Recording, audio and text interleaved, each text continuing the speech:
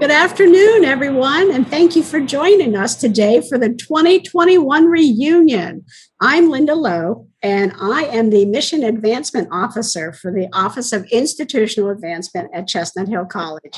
And today I have the distinct pleasure of introducing to you Scott Browning, PhD, one of our lovely and renowned professors in psychology, who happens to also be the recipient of the 2017 American Psychological Association Division 43 Award for his distinguished contributions to family psychology.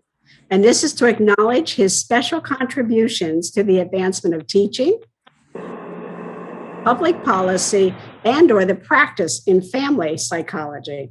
Today, Dr. Browning will speak to us on the topic of understanding and treating stepfamilies. As we all know, the stepfamily is a common alternate family form in the United States.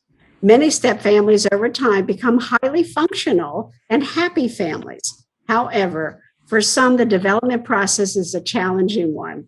Dr. Scott Browning co-authored a book entitled Stepfamily Therapy, a 10-step approach, which is now used as a textbook. Dr. Browning will examine factors that make some stepfamilies struggle and the central aspects of the treatment models. So thank you again. And Dr. Browning, I'll leave it to you. Thank you, Linda. I'm going to share my PowerPoint here. It's always a pleasure to speak to alums that are interested in any topics. And, certainly Chestnut Hill College has incredible alumni. I want to sort of hit on some main aspects of understanding about stepfamilies and about treating stepfamilies. What's interesting about stepfamilies is that back in the 70s, when people started writing about stepfamilies, the NIH, National Institutes of Health, and NIMH, National Institutes of Mental Health, said, well, who's to say that stepfamilies are any different than traditional families? And so the initial research had to establish that, there is differences. These families are distinct. And as Linda said, interestingly, they're often very healthy. So the stepfamilies that are doing well, we don't see clinically. But those stepfamilies that come into therapy, and most stepfamilies go through a very difficult adjustment period, and those that come into therapy are usually very difficult to treat for various reasons. And that's the part I want to sort of look at when I chat with you. Part of what we need to understand are that there are certain things that you need to understand about stepfamilies. Stepfamilies are composed of various subsystems. So in other words, there is the new couple, there are the children from one marriage, children from maybe another marriage. There is the former spouse, and so the two of them constitute the biological parents. There's all these various subsystems, and it makes the most sense to treat them at first in a subsystem manner. That bringing a whole stepfamily into psychotherapy is almost guaranteed to explode on you. That you really have to find a way to sort of see people in smaller groupings, get these smaller groupings to become stable. And then what you find is that you can kind of, in a sense, integrate the subsystems, and they can tolerate it because at that point they're feeling a little more stable, a little less vulnerable, and thus they can usually do better, and the stepfamily itself does better. But we need them to understand there are certain challenges. I think part of what was so frustrating for professionals working with stepfamilies is that a number of people who lived in stepfamilies wanted to deny the fact that they were unique. They wanted to sort of pretend we're not, we're just like any other family. We love each other and we love these kids, and therefore, we don't even call ourselves a stepfamily. We just call ourselves a family. And I understand that mentality entirely. But just like anyone needing to sort of be aware of identity, whether it's someone who happens to be gay, needing to recognize that they're gay, someone on the autism spectrum, sort of recognizing that they're on the autism spectrum, someone who's depressed, knowing that they are, dealing with depression. identity matters, and step families are unique. It's a unique culture. Doesn't mean that it's a lesser family culture, but it is a unique family culture. And we need them to understand, in a sense, that there are some things that are simply going to be different, certainly in the first few years. And then, third, there has to be an understanding of systems that, in other words, step families are systems, and that there are certain things that they do. Having a new member of a system creates a certain dynamic. So while the family might try to point at this new stepfather and say, he's a bully, or he's not kind enough, or something, which may be partly true, there's also the reality of what it feels like to be the new member thrust into a system where you're the outsider. So there are certain realities to system logic that these families need to understand, because the more one can become aware of the effect of the system of rather than the individual within the system, the more people reduce blame. It's not just that he's a jerky guy, it's that being a stepfather tends to produce someone who may be stricter. Being a biological mother married to the stepfather may make someone a bit more permissive because she's defending her kids. The teenage kid who is kind of rejecting the stepfather may feel like she or he doesn't love the stepfather, but a lot of times it's also the system's reality of, there's a new person sleeping with my mother. I mean, there's all sorts of factors that are systems factors that if we don't help people understand, then they just blame the person. And the more they blame the person, then at that point, you're dealing with a situation where people are less and less likely to want to get to know each other. So I think there are 6 critical concepts when we're sort of assessing and treating stepfamilies. We have to produce psychoeducation, which in essence is the stuff I was just talking to you about. We have to sort of push the idea that we're going to be working as in subsystems so they understand that.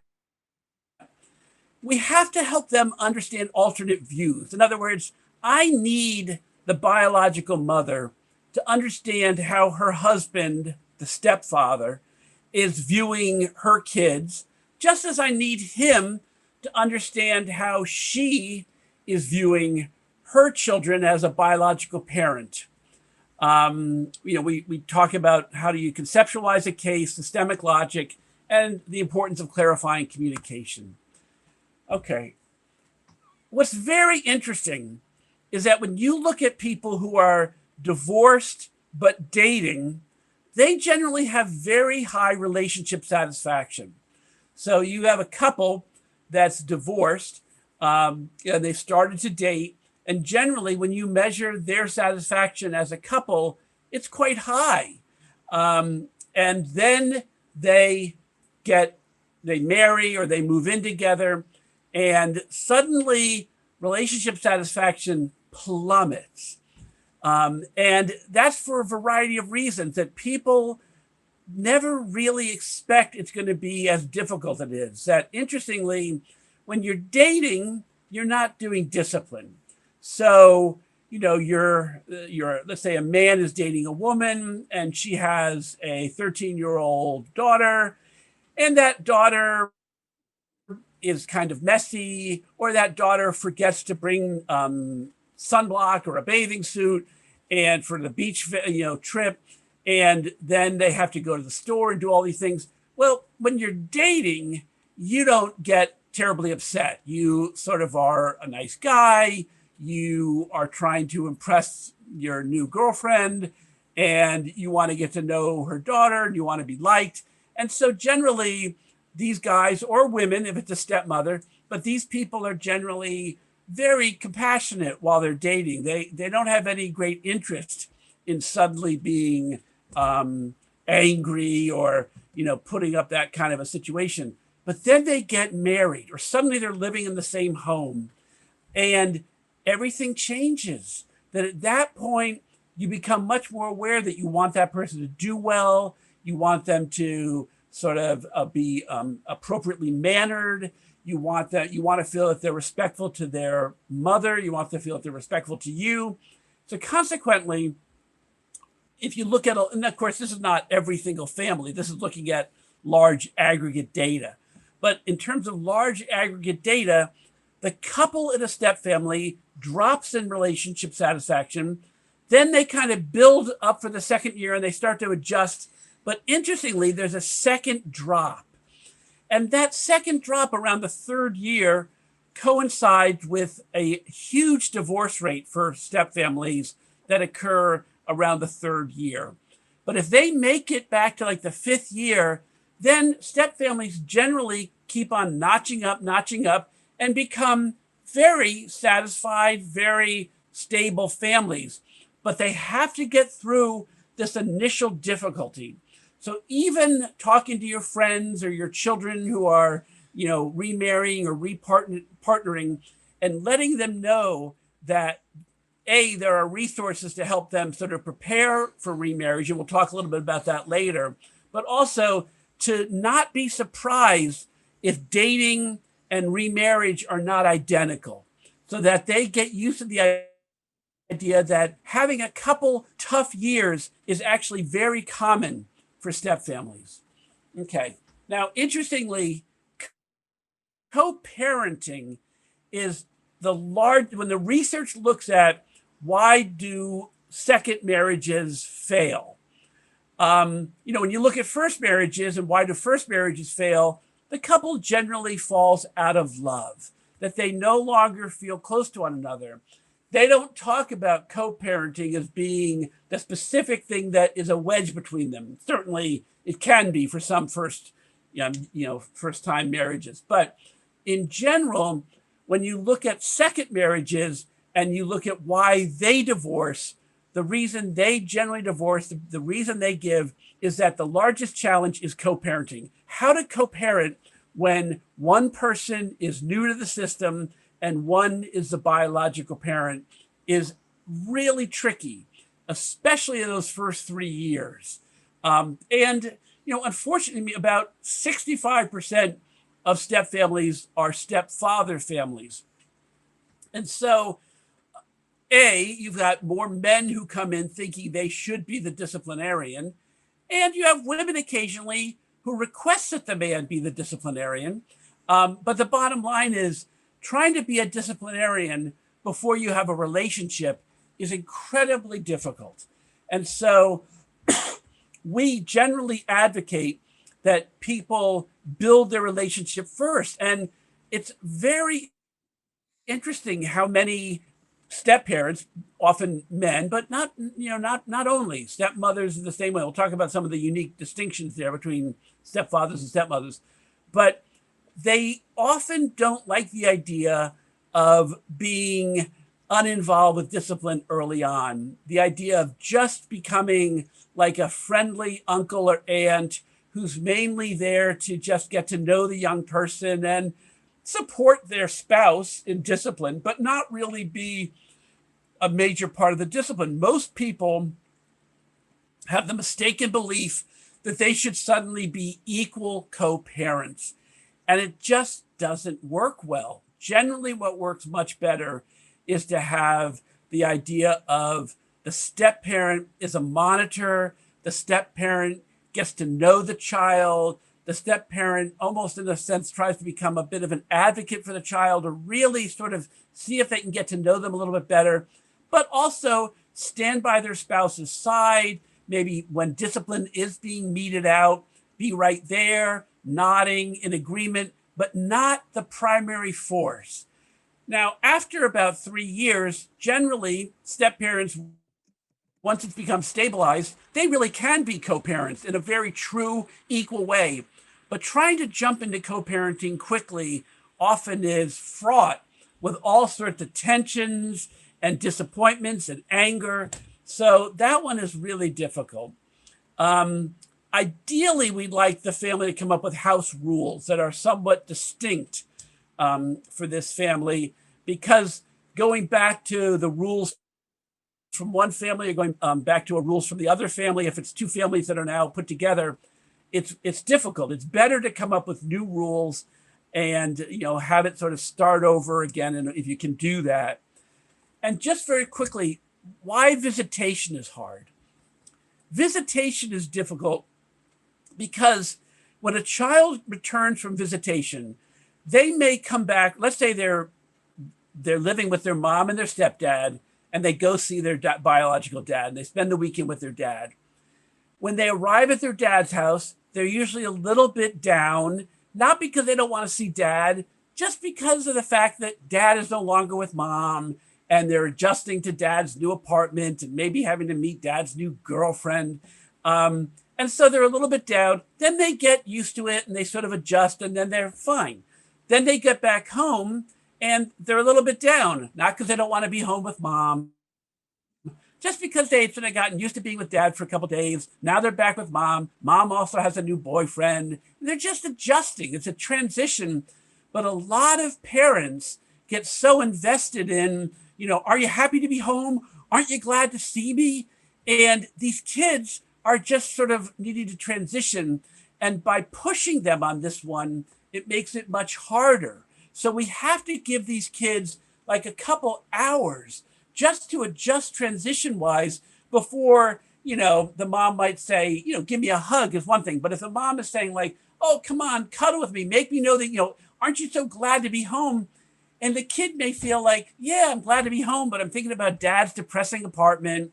I'm thinking about the fact that I got to now deal with your boyfriend. There's all these things that are going on that they can't, their brain doesn't like snap into new place and like, hey, mom. And so we have to help people not to take it personally that transitions are difficult. These kids are actually bouncing between very, very difficult emotions, and we have to be responsive to that. There's also the fact of, sort of differential conflicting developmental stages. This is why, in other words, if you remarry and the kid is 3 years old, that's pretty easy. At that point, the child doesn't really know, who this person is, but they quickly learn that this is mom's, husband, and he's my stepfather, and he has some say over me, or he's choosing not to parent. And that's not a big deal. It's not very difficult. The kid's 5, again, not that difficult, unless you have a divorced parent who is absolutely like telling the kid, don't you at all love your step parent. That's a bummer for any kid. But generally, little kids can adjust fairly well to this in the beginning. It's really the young teenagers and the middle teenagers that is very, very hard. And here's why part of it. It's a conflicting developmental stage. So in other words, the adolescent is just at launching stage. They're at a place where they're saying, I'm going to be with my friends. I'm going to go out. I'm going to, start to do things that aren't with my family. And if their parents hadn't divorced, their parents would be saying, sure, have dinner at Johnny's and, come home in time to do homework and blah, blah, blah, like have fun, be yourself, join your sports teams, do all these things. And their independence would be seen as a healthy thing. But in a brand new remarriage, there's this very unusual phenomenon that occurs in that the biological parent and the step parent often say to the kid, we want you here all the time because we want to show that we're a happy step family, that we're getting along great. And the kid is literally being told right when they feel like launching to come back in, to engage this new step family and to embrace it with joy. And the kid is not feeling joy about this. The kid wants to be more independent. And so when the mother says to the son, don't you like, John, my new husband? The kid might feel like, well, John's okay, but I don't want to hang out with you. But it's easier for the kid to simply say, no, I'm not crazy about him, because, and then there was like, what? What's wrong with him? What's wrong with him? So as you can see, by having conflicting developmental stages, you've got all this miscommunication. And so even if the child is having traditional teenage desire to become independent, that common desire of step families to prove their stability by spending time together is a terrible combination. Um, and then you've got the whole idea of, sort of the romance that's happening, and the kids are sort of just starting to deal with issues of sexuality. If they're teenage kids, they're just beginning to sort of recognize what that means. Suddenly their parent is clearly in a sexual relationship and having public affection with someone who's not their parent. And it is a very disconcerting thing for these kids. It's not traumatic. It doesn't cause psychological damage. It's not stuff like that, but it's disconcerting for them. They don't quite know how to respond to it. So, they consequently don't know how to feel about what's happening. So this whole idea of conflicting developmental stages is real. Okay. We have to normalize for these families, for these step families, what's happening. We have to let them know that, yes, a lot of times biological mothers appear permissive when the stepfather is looking at her. They're thinking, why is she so easygoing about these kids breaking the rules or not being as polite?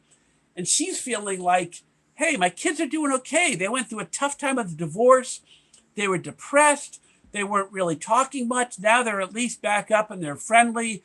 And the guy is saying, like, why aren't they cleaning up more? Why aren't they saying hello to me when I walk in? And the mother is feeling like it's not that big of a deal. They're teenagers, they don't say hello to me all the time, but the stepfather feels like that shows disrespect. And we need to let these people know, no, this is really typical, that these kids are just adjusting. This is not normal that people would suddenly feel like it's a brand new intact family. That's why we have to recognize that this is a separate culture, and that this separate culture is a step family, and it's a new baseline. And they have to understand this idea that this is real, rather than somehow think like we're just not a together family. No, they're a step family in transition, and it's a legitimately separate position. The therapists have to be aware of this. In other words, a lot of therapists feel like just if they know family therapy, they can work with step families, but it's not really true. That you have to be aware of how step families are different. And so you have books like mine, Step Family Therapy. You have books like, there's a very fine publisher, Patricia Papernow, Papernow. She's written a great deal on step families. And there's a very, very good website called NSRC, National Step Family Resource Center, National Step Family Resource Center, NSRC, out of Auburn University. And that's, I think, the most legitimate website. There's a lot of websites that talk about step issues, but I think a lot of them are not really based on scholarship. And the NSRC, National Step Family Resource Center, out of Auburn University, is completely aligned with the research, has real experts on it, and I think is a much more sufficient place to go for your frequently asked questions or book recommendations.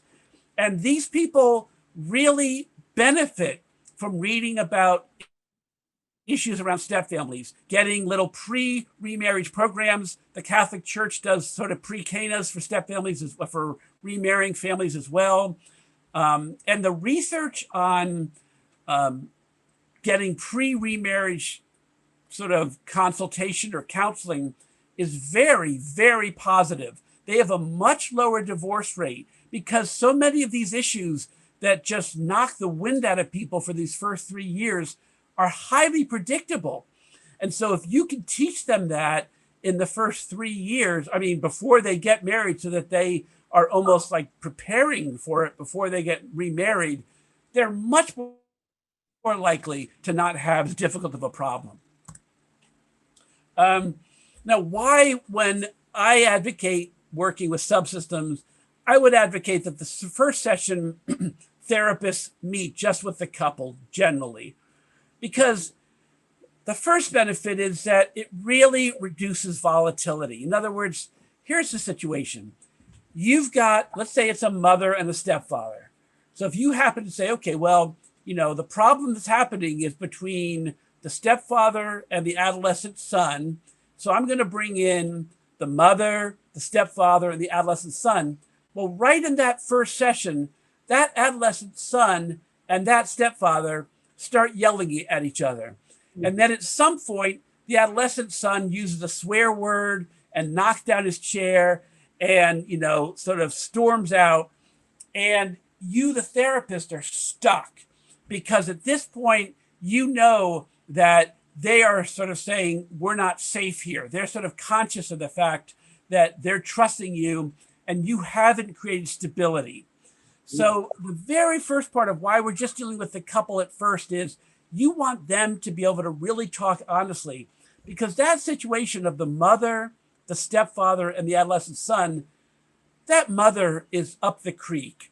In other words, she can't be honest. She can't be honest with you about all of her concerns about her new husband, because he's going to feel abandoned by her. She can't be honest about all of her concerns about what her son is doing, because he's going to feel abandoned by her. So she's got to be walking on thin ice, trying to be as truthful as possible, but basically gilding the lily on both sides, because she really doesn't want to tell them exactly what she's seeing, because at this point, she knows that both of them are a little bit wrong and a little bit right, and it's way too subtle to be able to explain in an initial session to a therapist, so that she's stuck trying to either defend her husband, who she loves, or defend her son, whom she loves, and she's caught in the middle.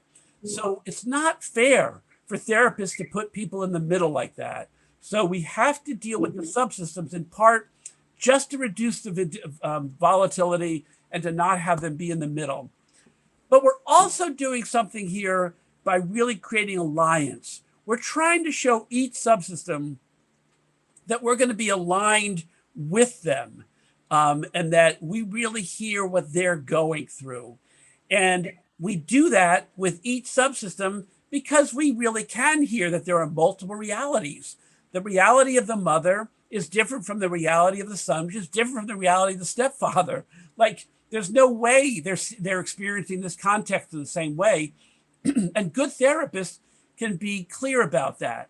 So we're building this therapeutic bond. I mean, all the research coming out on evidence-supported treatment is saying, in essence, that therapeutic bond turns out to be pretty much the biggest thing. If you're going to psychotherapy and you don't feel in any way connected to that therapist, therapy is very unlikely to work. Like, it's really a major aspect of what's important about sort of doing psychotherapy.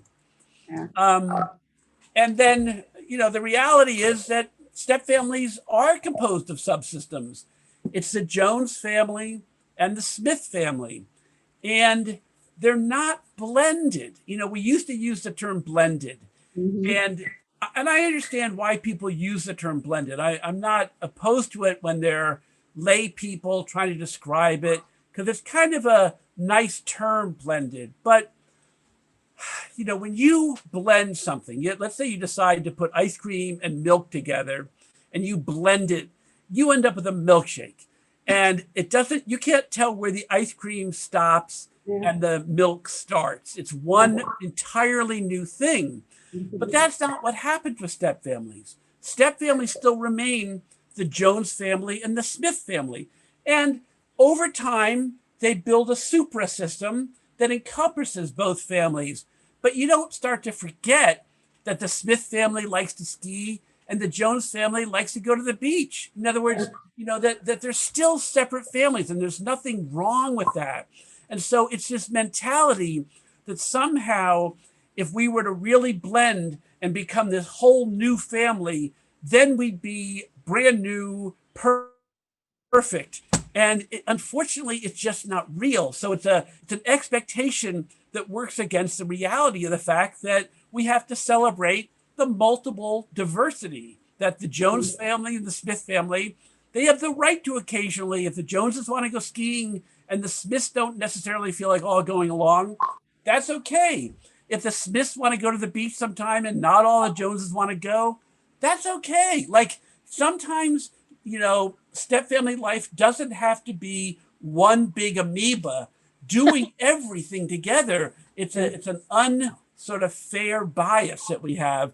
And it does represent sort of a first family bias as if it really is better.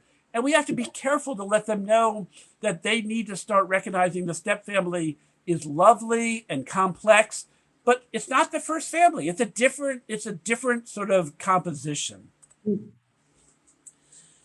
We need them, as I said, to be empathic for the other, in the sense that we need let's say the mother to recognize that her husband's view of her daughter may be harsher than she likes, but it's because he's probably coming from a place of wanting her to be successful. He wants her to move out when she reaches 18. He wants her to be seen as appropriate when she's talking to professors or bosses at jobs. But the mother is a loving presence that wants her to be known that she's loved. So she's looking at her new husband and saying, why are you being so strict? Why can't you just love her? And what the therapist has to let them know is, as lovely as that concept is, the bottom line is they have two different pair of glasses. And so they're engaged in this ridiculous argument. The mother keeps on saying, don't you realize that she's sweet and that she helped that special needs child next door, and she collected more money for UNICEF than anybody, and she's gone through a really hard time, and she needs to be supported and loved. And the stepfather saying, don't you recognize that she's kind of rude and she's kind of messy and she's getting B minuses, but we know that she's smarter than that. And she's not sort of taking her books with her when she goes to her dad's house. So they're both looking for evidence to prove their point, that she's really a sweetie pie. She's really spoiled. And they keep on thinking, if I can just convince my partner of the reality of this kid, then our relationship will be good. Our kid will be, this stepchild or child will be good if I can just convince the other. So they get more and more polarized. Mom starts to look at all the evidence that the kid's a good kid. Stepdad starts to look at all the evidence that this is a spoiled kid. And they keep on presenting this. What the therapist has to say is stop. That at this point, stepdad, you got a set of glasses that you entered this girl's family. You entered her life when she's 10 years old. You're going to always perceive her as 10 and up. You're going to be thinking of her as a young woman that you expect to see a certain level of manners and appropriateness. Mom, you still see her occasionally as a baby. You know that she was colicky. You know how depressed she got when you and her dad started fighting. You saw the time that she got hit by the car on the bicycle. It's impossible for you not to have that as your reality. So the two of you have two separate pair of glasses. And until you recognize that you're not going to be able to convince the other of your perspective, this argument is only going to push the two of you apart. So it's not a perfect intervention to get people to suddenly hug and cry and feel better, but it's a really good intervention to get them to stop on these ridiculous arguments that are going nowhere. And it's very effective because once they realize what they're caught in, then almost always I find them to sort of come more to a middle ground. The man ends up saying to his wife, hey, you know what? I know she's actually a nice kid. I saw her, be really nice at church yesterday where she was, really friendly to that older woman that is now in a walker. And the mom says, you don't think I noticed she got a C on her math quiz? I'm not blind. So once they don't get in this position where they're only having to present the one side that they're consistently sort of trying to argue for, and you get them to realize you're not going to see her the same, that, that's just simply not possible. You have two different sets of glasses. That's a very helpful thing to get stepfamilies to finally begin to back away from that ridiculous ongoing argument. Mm-hmm. Okay. Okay. Now, what's important with these families is that right off the bat, we sign an alternative confidentiality form. In traditional psychotherapy, someone goes into therapy, they sign that they recognize that everything they say to the therapist is confidential, unless it's about homicide or suicide. Then we have to report to the state. But in essence, what they're saying is we recognize that what we say to our therapist is going to stay with the therapist. But that's not, the law doesn't say that has to be. The law says whatever these people sign is the confidentiality form that they're agreeing to. And so people doing this kind of work, working with step families, they need an alternate confidentiality form that's saying if there's a toxic secret that is really not allowing this family to gel, then the therapist has the right to tell the family, I need you to share that secret.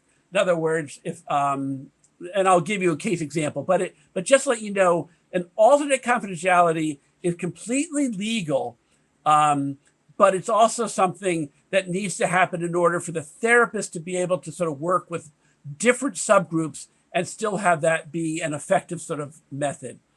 And then the other thing is that we need to use genograms, a method of visually showing circles and squares to show who is in the family, because there's just too many players for us not to have it in that system.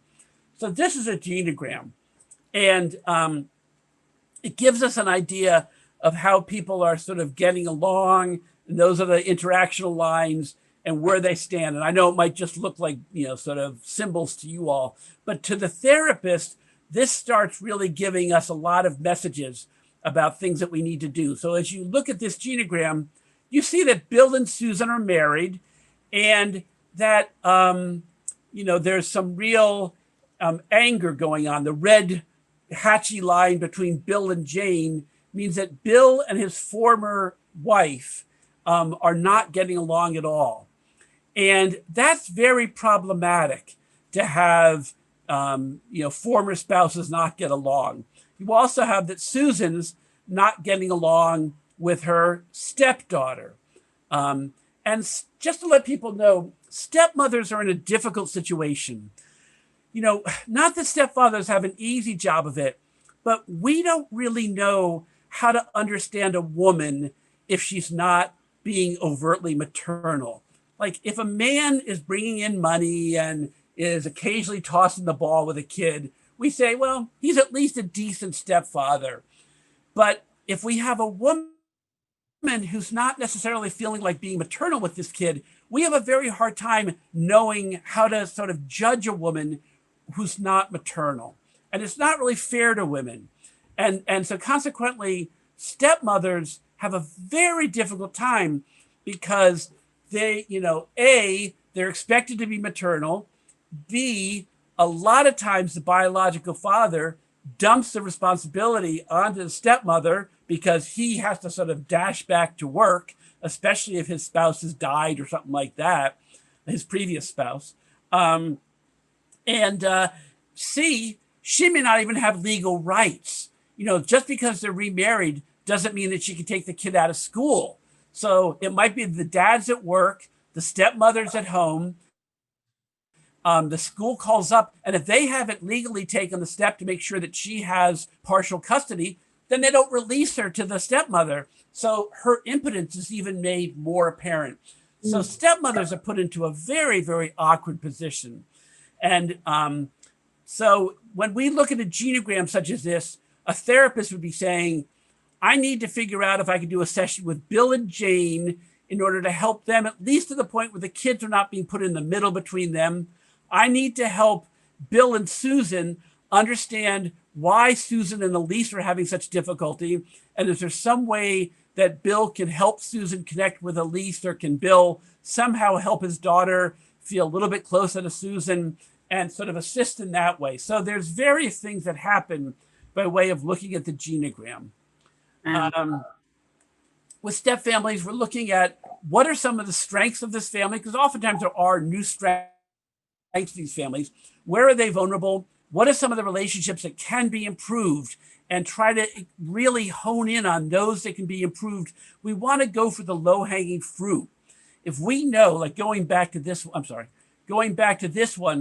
if we know that the low-hanging fruit is that by getting Bill and Jane to become a little less angry at each other, then Jane is not going to be telling Elise to purposely be mean to Susan, then helping those two get a little bit better. It doesn't have to be that they're loving each other, but just even having a single line between them, because a single line means that they're at least cordial. Double lines mean close, and then the hash line means conflicted. So if we can even get a single line between Jane and Bill, she may back up on sort of, nudging Elise to be angry at Susan, and Elise might find that she can begin to be somewhat less angry at her stepmother. So we're looking to see if we can help any subsystem that ripples through the whole family. Trying to think. I'm going to do a final point, and then I'm going to see if there's any questions here. Whenever any relationship is observed, that relationship changes. In physics, it's called the Heisenberg principle. But in essence, that means like the minute that mom is parenting in front of her new husband, she starts to parent differently. And so let me give you an example here. So, you know what? This is a different case. I apologize. This is one in which I had to use sort of the confidentiality thing. Let me tell you about this case. It's an interesting case. Okay. So Jason is a guy who marries Rita. And he had a very bad breakup with his first wife. And she had become an addict, actually, to painkillers. And Rita was actually a very nice younger woman, but a very nice woman who really wanted to be a good stepmother. But Jeremy had found a journal in Rita's, unfortunately, it was in Rita's underwear drawer. And so he was embarrassed about mentioning it. And I guess he claimed he was going to the underwear drawer to find candy, but who cares? I mean, he's a young boy. Who knows why he's going into an underwear drawer? But we could all speculate. But either way, he was embarrassed. But when I learned in a meeting with Jeremy and Jen, because I was confused, Rita seemed to me like a really caring stepmother, that she was really trying, and they were just down on her and down on her. And when Jeremy said, well, I read in her journal that she wanted us away for the weekend, I said, oh, and so he said, therefore, she doesn't want us around. She doesn't like us. And so he took this one piece of data and completely expanded what it meant. And eventually I said to Jeremy, I said, I really, really need to be able to tell Rita that you found that journal and have her explain to you what she was meaning by this, because otherwise you're going to constantly feel like she hates you. And I honestly believe that's not the case.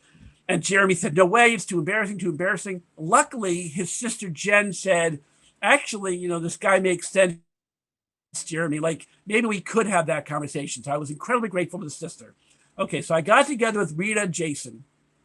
And I said, okay, I have information that Jason, you're going to be upset with, and Rita, you might be upset with. But I gave Jeremy my word that that he would not get punished for something he did. It's not outrageous. It's not breaking a law, but it's something that's going to annoy you. But I gave him my word that for the sake of this family, if I share this, you will not punish him. And Jason was uncomfortable. He said, I don't like the idea of giving my word on this. I haven't even heard yet. And I said, I gave him my word. If you don't want to know, you don't want to know. And Rita said, come on, honey, I don't care. I'd rather try to work this out. And so Jason said, okay.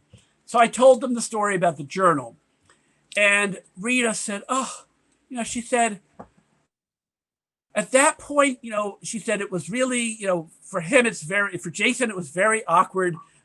He's a very sort of devout Catholic, and, following the divorce, the notion of being sexual was something that, even though he was now remarried, even the notion of being sexual in front of his kids it was really embarrassing for him. And she had really written in her journal that she hopes the kid go to their moms, because she was really hoping to be intimate with her husband. And, it's part of a marriage. It's normal. Nothing about it shameful. And she doesn't, feel like it's something that, it was hurting their marriage to not be able to have any intimacy because of his fear about the kids being there. So she did write that I hope they go away this weekend. And that was the reason. So I then had a session with Rita and Jen and Rita and Jeremy. And it was a remarkably healthy. Rita was unbelievably mature about not being upset about the kid going into her drawer. But B, she was honestly able to say, I really want you around. Yes, there are times that I want to have privacy with your dad. We're a new couple and we like having some privacy as a couple, but it has nothing to do to you guys. And I love being with you and I want you to feel comfortable there, blah, blah, blah. And it made it possible to get past sort of the difficult period that was happening in that family. So in step families, sometimes a really little thing can end up reverberating and causing difficulties throughout. And, they can't solidify. They can't sort of get past that vulnerability because they're too new.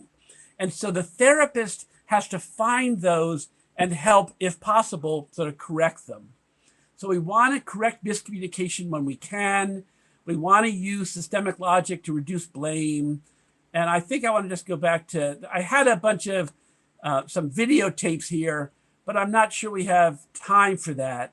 So I thought I would just see if there's any questions that people might have that they'd like to pose at this point. Actually, Dr. Browning, I have a question. Yes, thanks, Linda. Do you ever have to involve the grandparents? That's a great question. In fact, I wrote a very interesting chapter on step grandparenting because there are 3 ways one becomes a step grandparent. And those 3 ways result in sort of different issues that exist. And yes, I find that the step grandparenting issue is very, when it's really a problem is the adult stepchild. Yeah. When let's say an older man divorces his wife and marries a new woman who might be younger, and then suddenly the will is changed, and this younger woman becomes the recipient of the funds, and these kids are resenting her. Yeah. She may pick up this resentment, and she starts to say, "I don't want you to see your adult children." And I've seen men who are literally sneaking around to be able to see their adult children because their current wife is so angry that these adult stepchildren don't like her. Wow. And so, it's a very interesting issue about, on the positive side, the step grandparent is sometimes potentially a lovely additional grandparent. Right. And there's, kids don't feel like they can't have more than 2 grandparents. They know that 4 is normal. But if they happen to have 6 or 8, that's okay. It's not that all step, but, it's very important to let step grandparents know not to do super favoritism for the biological over the step. I mean, some favoritism is normal, but I've had some families where it's become a real problem. The grandparent gives their grandchild a bicycle and gives their step grandchild a pair of socks. Oh. And it's really problematic. I mean, I'm not saying there might not be any legitimate difference because, in fact, they are closer. But the huge disparity in gifts, the huge disparity in sort of any kind of affection shown is a very real issue. And so I think that the step grandparenting is a way understudied phenomenon. Yeah. What is your thought about step grandparenting? I agree with you. In fact, I wish I had had your presentation about 10 years ago. This was very, very enlightening. And I have seen it in my own situation where my daughter has 8 grandparents. And you're absolutely right. There, at the beginning, there was great competition with presents. Yes. Everybody was trying to outdo one another. And my daughter and son-in-law finally sat everybody down and said, "Look, we love you all. We want the kids to love all of you, but we don't want this to be a competition. We know some can afford more than others, but that's not what it's all about. It's about the love, getting together as a family, and helping one another." That's a wonderfully healthy example. Yeah. There were some trying times. Like I said, I wish I had gotten your information a few years ago. And that's really the problem is everyone thinks step families should be sort of intuitive, that Yeah. they should know how to do it. And it Right. really is a legitimately, we wouldn't say, I'm going to get to know a Samoan family and I don't need to learn anything about Samoa. We would Right. say, of course I have to know something about Samoa. Right. But we expect that step families are just literally, they're families, there's nothing different. And it's not true. Exactly. But this was so chock full of information. Oh my goodness, Dr. Browning. I just want to take one of your classes now. It was excellent. Oh, Thank you for sharing You're so more than much. welcome. It's been my pleasure. Oh, it was wonderful. And I would also like to add, I would like to reach out to you. Oh, here we have a question. It says, Dr. Browning, are there maps on your ceiling? Yes, I have Italy and Philadelphia. I love it. But I want to make sure that I let everyone know that I will put up the two websites that you mentioned, the NSRC website. National Step Family Resource Center, yes. Okay, I'll put that on. And then also, if you would be kind enough to give me the woman's name, the author that you talked about who wrote a book recently. Sure. It's Okay. So either there is my book out of APA Press. Yes. But then there's also Patricia Papernow. Okay. PAPER, Paper Now. Okay. Oh, good. Okay. Paper Now. Okay. And the book is Surviving and Thriving as a Step Family. It's very user friendly. Okay.